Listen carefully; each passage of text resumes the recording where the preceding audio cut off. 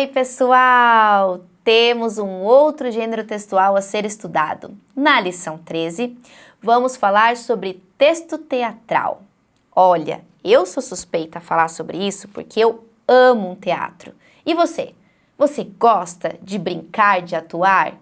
Ou você gosta de ver teatro? Você já foi quantas vezes ao teatro? E aí? Bom, se você não foi, deveria ir. É muito legal. Porque o texto teatral é feito para que pessoas encenem. Então, ele é uma narrativa também, né? Uma narrativa, tem uma história, mas ele é escrito em diálogo para que as pessoas que vão representar, para que os atores que vão representar, sigam esses diálogos e mostrem ali na apresentação a história através da oralidade, mas lógico que também não é só oralidade, é o corpo representa, tem linguagem também, aqui linguagem não verbal. Então, junto com os gestos, com a face dele e com a oralidade, ele vai representar esse texto, certo?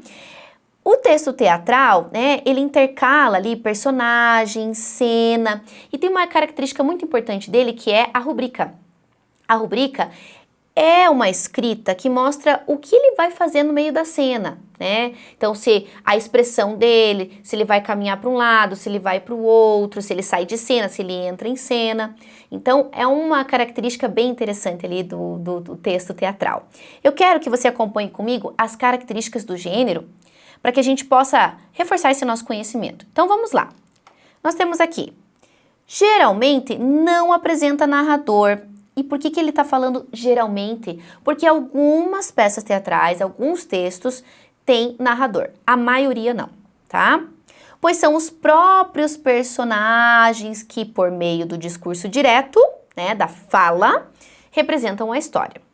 As rubricas orientam sobre a interpretação das falas dos personagens e sua movimentação em cena, né? Então, a rubrica vai dizer assim, triste, por exemplo, né? Tem a fala e do lado tem lá, ele falou triste, ou então saiu de cena. Então, tem as orientações ali através da rubrica. A linguagem não verbal é bastante explorada na encenação do texto teatral, pois os atores e as atrizes devem utilizar gestos e expressões corporais para dar vida ao personagem. Já falamos sobre isso no início da aula. E é realmente muito importante isso, porque não é só leitura, né? Ou só uma fala. Precisa ter a expressão para que o espectador entenda o que o personagem está vivendo, o que ele está sentindo. Os textos teatrais podem apresentar indicação do cenário e do vestuário dos personagens. Então, o texto também pode dizer onde que o personagem está, se ele está sentado, se ele está em pé, se ele está num ambiente aberto, num ambiente fechado e qual roupa ele está utilizando. Certo? Então, vamos já para uma questão. E na questão a gente sempre tem um texto, né? E esse texto vai nos mostrar o que a gente leu agora sobre características. Vamos lá. Na página 70, nós temos ali o texto, quero que você acompanhe comigo com muita atenção, que é um texto teatral. Pluft, o fantasminha. Então, nós temos primeiro ali um ato, os personagens. Então, no texto teatral, a gente tem os personagens primeiro. Quem são? 3 marinheiros amigos, Sebastião, Julião e João, Mãe Fantasma, Pluft, o fantasminha, Gerúndio, tio do Pluft, Perna de Pau, marinheiro pirata, Maribel, menina. E em seguida nós temos o prólogo, né? Quem que é o prólogo? O prólogo, pessoal, é uma introdução à história, né? Uma introdução rápida. Então, aqui a gente tem um trecho desse prólogo. O prólogo se passa à frente da cortina. Pela esquerda surgem os 3 amigos cantando. O da frente é Sebastião, o mais corajoso. Leva um toco de vela aceso ou um lampião. Segue-se Julião segurando uma garrafa. Por fim, João segurando um mapa. Deve-se ouvir a canção antes de avistá-los. Quando aparecerem no palco, devem estar acabando o canto. Então, tem a orientação ali de como se inicia a peça. Ato único, cenário.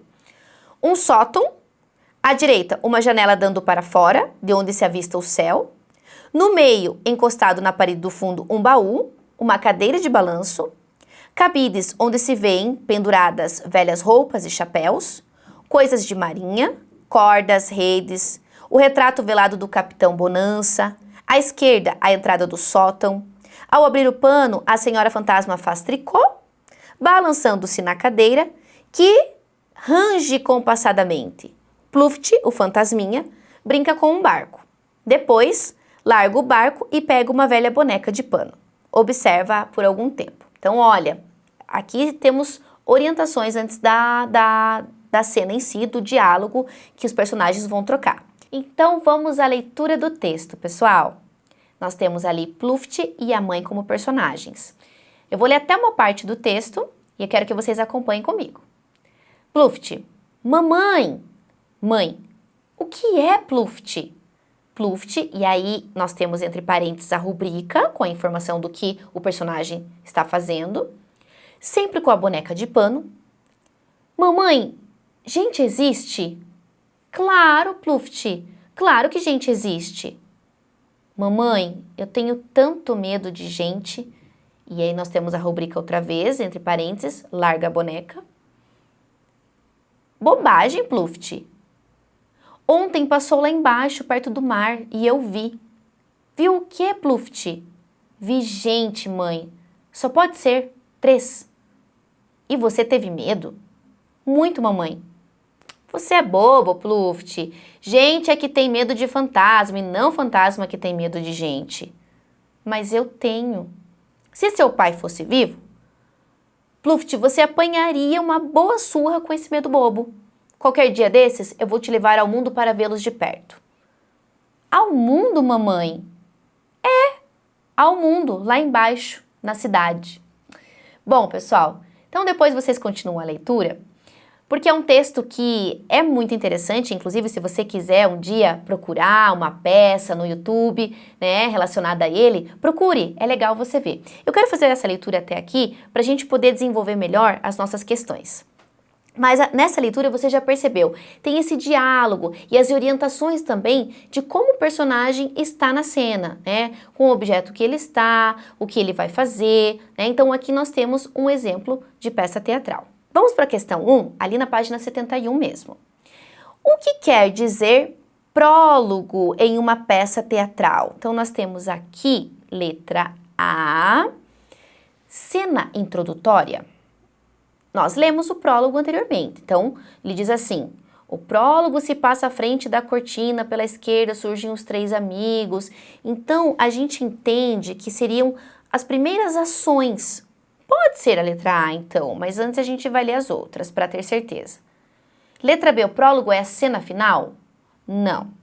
Não, porque na disposição do texto, aqui na leitura da peça teatral, a gente já percebeu que o prólogo aparece ali no início já para dar essa introdução.